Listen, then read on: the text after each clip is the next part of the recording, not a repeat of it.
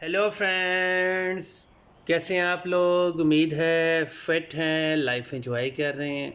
Friends, आज detail से video share करेंगे चिली प्लांट्स की अबाउट, और इनको आप रूफ टॉप पे, बालकनी पे, टेरेस पे इजीली ग्रो कर सकते हैं। चिली के सीड्स बहुत जल्दी जर्मिनेट हो जाते हैं, बहुत इजी टू ग्रो है, लेकिन आपको थोड़ा सा टेक्निकल होना पड़ता है। अब जो चिलीज़ के सीड हम ग्रो करने जा रहे हैं ये हाइब्रिड चिलीज़ हैं, लॉन्ग वैरायटी है। और चिलीज़ के सीड आप हमेशा फरवरी में, मार्च में ग्रो कर सकते हैं। और अगर आप इसको विंटर से पहले ग्रो करना चाह रहे हैं तो आप इसको अगस्त सितंबर में भी ग्रो कर सकते हैं। आपको 100% अच्छे रिजल्ट्स मिलेंगे। इसके लिए आपने सिर्फ़ और सिर्फ मिट्टी का गमला यूज़ करना है। और अगर आप पनीरी बनाने जा रहे हैं और ज़्यादा से ज़्यादा सीड लगाने हैं तो गमला जितना ज़्यादा वाइड होगा, चौड़ा होगा, तो आपके लिए अच्छे रिजल्ट्स मिलेंगे। अब हमारे पास कुछ कुछ सीड्स हैं 7 या 8। अब हमने मिट्टी का गमला यूज़ किया है जिसमें पोटिंग मिक्स हमने बहुत ही सादा सा यूज़ किया है। इसके अंदर है सॉफ्ट सी मिट्टी है, वेल ड्रेन्ड सॉइल है। फर्टिलाइज़र हमने बिल्कुल भी यूज़ नहीं किया। चीकनी मिट्टी को बिल्कुल भी यूज़ मत करें। जो आपका सैंड होता है उसको भी आप बिल्कुल मत यूज़ करें। जो नेचुरल सैंड होता है, नेचुरल सैंडी सॉइल होती है जिसको फल वाली मिट्टी कहते हैं, वो ज़बरदस्त होता है। अब हमारे पास 5 या 6 सीड्स हैं या मैक्सिमम 8 होंगे। हम इनको बिल्कुल सेंटर में लगाएंगे। सीड्स आप स्प्रिंकल कर सकते हैं, एक एक सीड भी लगा सकते हैं। सीड लगाने के बाद सीड्स को कवर करने के लिए आपको सादा सी मिट्टी चाहिए होगी। अगर आप यहाँ पे कोकोपीट यूज़ करना चाहें तो कोई इशू नहीं है, लेकिन कोकोपीट के थोड़े से इश्यूज़ भी आते हैं। अगर आप थोड़ा सा भी ज़्यादा पानी दे दें तो वो मॉइस्चर को होल्ड कर लेता है और आपके सीड्स को फंगस भी लगा देता है। सबसे बेस्ट यही होता है कि सॉफ्ट सी मिट्टी लें, ड्राई मिट्टी लें। अगर थोड़ी सी मॉइस्ट हो तो कोई इशू नहीं है, उसको हाथ से पाउडर बनाएं, मैश करें, बहुत ही ज़्यादा सॉफ्ट कर लें, उससे आप सीड्स को कवर कर दें। और सीड्स जहाँ पे लगाए हैं सिर्फ उसी एरिए को कवर करना है। और सीड्स के ऊपर अगर ½ इंच मिट्टी की भी लेयर आ जाए तो कोई इशू नहीं है। आपको फील हो रहा होगा कि चिली का जो सीड होता है वो बहुत ज़्यादा सॉफ्ट, बिल्कुल टिश्यू पेपर जैसा होता है। कोई इशू नहीं है। अगर इसके ऊपर ½ इंच की मिट्टी भी आ जाए तो फिर भी ये बहुत जल्दी जर्मिनेट हो जाएगा। और आप इस गमले को आप ठंडी जगह पे भी रख सकते हैं। अगर ये सारा प्रोसेस आप मार्च अप्रैल में कर रहे हैं तो इसको ऐसी जगह पे भी रख सकते हैं जहाँ पे 1-2 घंटे की डायरेक्ट या इनडायरेक्ट धूप आ जाती हो। लेकिन कभी भी गमले की मिट्टी को अपने ड्राई नहीं होने देना। आपको अगर दिन में 2 बार या 10 बार भी शावरिंग करनी पड़े तो कोई इशू नहीं है, लेकिन गमले की जो अपर सरफेस है उसको आपने हल्का सा मॉइस्ट रखना है, ताकि जैसे ही आपके सीड जर्मिनेट होना स्टार्ट हो उसके ऊपर मिट्टी सॉफ्ट होनी चाहिए और वो अपनी जल्दी से जर्मिनेशन करें। सीड लगाने के बाद फर्स्ट टाइम तो आपने लाजमी शावरिंग करनी है। शावरिंग भी कुछ ऐसी करनी है कि जो गमले की अपर सरफेस है वो एक बार मॉइस्ट हो जानी चाहिए, वेट हो जानी चाहिए। जब वो एक बार वेट हो जाएगी आपने थोड़ा सा टाइम के लिए वेट करना है, मतलब 10 से 20 मिनट। उसके बाद डायरेक्ट पानी को फ्लड कर देना है। पानी फ्लड करने से ये होगा कि पूरे गमले की मिट्टी एक बार मॉइस्ट हो जाएगी और गमले के अंदर ह्यूमिडिटी, मॉइस्चर क्रिएट हो जाएगा, जिसकी वजह से आपके सीड्स को बहुत जल्दी जर्मिनेशन के लिए बूस्ट मिलेगा। और चिली की कोई भी वैरायटी हो, ये मैक्सिमम 4 से 5 दिन में जर्मिनेट होना स्टार्ट हो जाती है।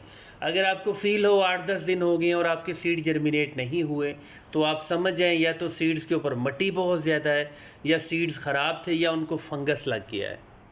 सीड्स कैसे जर्मिनेट होते हैं स्टेप बाय स्टेप, वो वीडियोस आपको इस वीडियो के बिल्कुल एंड में मिल जाएगी। इनके बेबी प्लांट्स को कैसे ट्रांसप्लांट करना है वो भी आपसे डिटेल में शेयर कर चुके हैं। अब ये जो आपको प्लांट्स नज़र आ रहे हैं ये लॉन्ग नेक अफ्रीकन चिलीज़ हैं। ये बहुत ज़्यादा तीखी होती हैं और इनका जो साइज़ होता है वो मैक्सिमम 8 इंच 9 इंच तक चला जाता है, इतनी बड़ी बड़ी होती हैं। और आपने अक्सर फील किया होगा कि चिलीज़ के ऊपर जब फ्लावर आते हैं कुछ ड्रॉप हो जाते हैं, कुछ के ऊपर चिलीज़ बन जाती हैं। ये एक बिल्कुल नेचुरल सा प्रोसेस है। ऐसा कभी भी नहीं होता कि आपके चिलीज़ के प्लांट के ऊपर अगर 100 फ्लावर्स आएँ तो सारे के सारे कन्वर्ट हों। चिलीज़ के प्लांट बहुत ज़्यादा सेंसिटिव होते हैं पानी के मामले में, गर्मी के मामले में और आपके गमले के मामले में। अगर आपने इसको मिट्टी के गमले में ग्रो नहीं किया तो आपको बहुत सारे इश्यूज़ होंगे। अगर इसको आप बहुत ज़्यादा पानी देंगे तो आपका जो फिज़िकली प्लांट है बहुत तगड़ा रहेगा, लेकिन उसके ऊपर कभी भी चिलीज़ नहीं लगेंगी, सारे फ्लावर्स ड्रॉप हो जाएंगे। अगर इसको आप मई, जून, जुलाई में बहुत ज़्यादा गर्मी में रखेंगे, हबस में रखेंगे, तो आपका प्लांट जलने लगेगा। आपको जब ज़्यादा पानी देना पड़ेगा तो आपका प्लांट सर्वाइव तो करेगा, लेकिन उसके ऊपर कभी भी फ्लावरिंग या चिलीज़ नहीं लगेंगी। और जो चिलीज़ के लिए बेस्ट फर्टिलाइज़र है वो है गली सड़ी लीफ कंपोस्ट। मतलब जो पत्तों की खाद होती है वो बेस्ट होती है। वो कभी भी आपके गमलों की मिट्टी को हीट अप नहीं करती हैं। रूट्स बहुत ज़्यादा रिलैक्स रहती है, कभी भी हीट का शॉक नहीं लगता। वो अपने गमलों में ज़्यादा से ज़्यादा डोज़ किया करें। और जो दूसरी इंपॉर्टेंट टिप है वो है भुजा हुआ चूना। मतलब जो पत्थर वाला चूना होता है उसको आप पानी में भिगो दें, सोक कर दें। 2 दिन के बाद उसमें से सारी हीट रिलीज़ हो जाएगी। उसका थोड़ा सा पानी बिल्कुल सादे पानी के अंदर मिक्स करें और वो गमलों के ऊपर शावर भी कर सकते हैं और गमलों की मिट्टी के अंदर फ्लड भी कर सकते हैं। उसमें बहुत सारा कैल्शियम होता है और वो आपके प्लांट को बूस्ट भी करता है और वो नेचुरली एंटी फंगल भी होता है। और जो तीसरी इंपॉर्टेंट चीज़ है वो है वुड डैश। मतलब जो लकड़ियाँ जलाने के बाद जो राख बनती है, जिसे हम राख कहते हैं, बर्न्ट वुड ऐश कहते हैं, वो बहुत पावरफुल होती है। उसमें बहुत सारा नाइट्रोजन है, कैल्शियम है, सल्फ़र है। वो आपके प्लांट को बहुत ज़्यादा बूस्ट करता है, फ्लावरिंग को कभी भी ड्रॉप नहीं होने देता। आपके चिलीज़ के प्लांट, टोमेटोज़ के प्लांट, वेगीज़ के प्लांट को बहुत ज़्यादा ग्रीन लुक देता है। और जब उसके ऊपर फ्लावरिंग होती है तो उनको कन्वर्ट करता है चिलीज़ के अंदर, फ्रूट के अंदर, कभी भी ड्रॉप नहीं होने देता। और जो वुड डैश है वो भी आपका 100% एंटी फंगल है। उसको आप सभी प्लांट्स में यूज़ कर सकते हैं, आपको बहुत अच्छे रिजल्ट्स मिलेंगे।